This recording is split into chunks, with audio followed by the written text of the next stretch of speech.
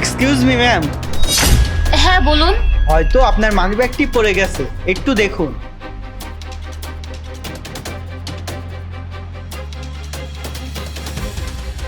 হ্যাঁ হ্যাঁ, এটা তো আমারই, ধন্যবাদ। স্যার, আপনার মানিব্যাগ। আমার ওয়ালেট।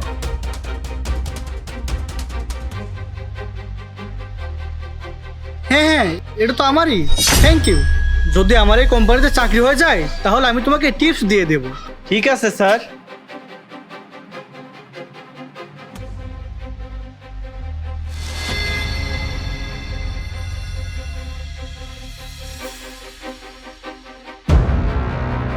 এক্সকিউজ মি স্যার, আপনার মানিব্যাগটি পড়ে গেছে হয়তো। Money bag? আমার মানি ব্যাগ তো আমার পকেটেই আছে, এটা আমার না।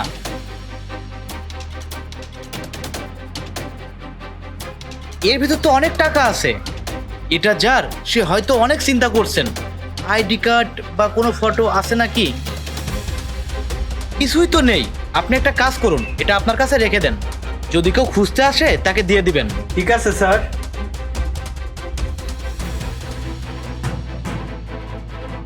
একে দেখে তো মনে হচ্ছে এখানে ম্যানেজারের পোস্টে না, চা বানানোর জন্য ইন্টারভিউ নেওয়া হচ্ছে। দেখো তো এই শার্টে কত চা লেগে আছে। তাই তো, এখানে চাওয়ালা কি করছে? এই দাঁড়া, তুই এখানে বসতে পারবি না, দাঁড়াই থাক। আপনাদের সকলের ইন্টারভিউ শুরু হয়ে গেছে, আসুন আমাদের সাথে। কি ব্যাপার, সবাই একসাথে? তুহিন, দেখি আপনার সিভিটি দেখি।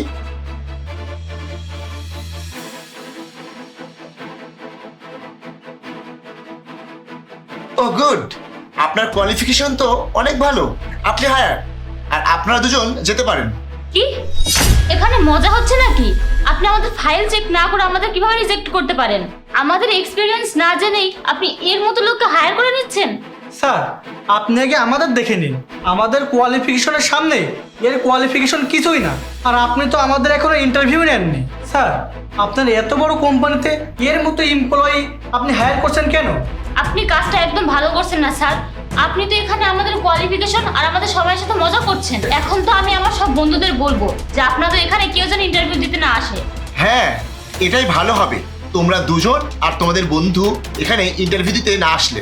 আর তোমরা দুজন একে নিয়ে মজা করছো। হয়তো ওর কোনো সমস্যা আছে, তাই ওর আজকে এই অবস্থা। কিন্তু ওর মন মানসিকতা অনেক পরিষ্কার, তোমাদের মতো না। কি মানে? এ তোমাদের মতো নয় যে অন্যের টাকা নিজের বলে নিজের কাছে রেখে দেবে। আমি তোমাদের তিনজনের টেস্ট নিয়েছিলাম আমাদের কোম্পানিতে কাজ করার জন্য, কিন্তু আমাদের কোম্পানিতে এর মতো সৎ মানুষের প্রয়োজন, তোমাদের মতো বেঈমানদের নয়। আই এম সরি স্যার, ভুল করে তুলে ফেলেছিলাম স্যার। হ্যাঁ sir, I am so sorry. আসলে আমার ওয়ালেটটা দেখতে একই রকম, এই জন্য আমি কনফিউজড হয়ে গিয়েছিলাম। এই নিন স্যার আপনার ওয়ালেট। হ্যাঁ জানি।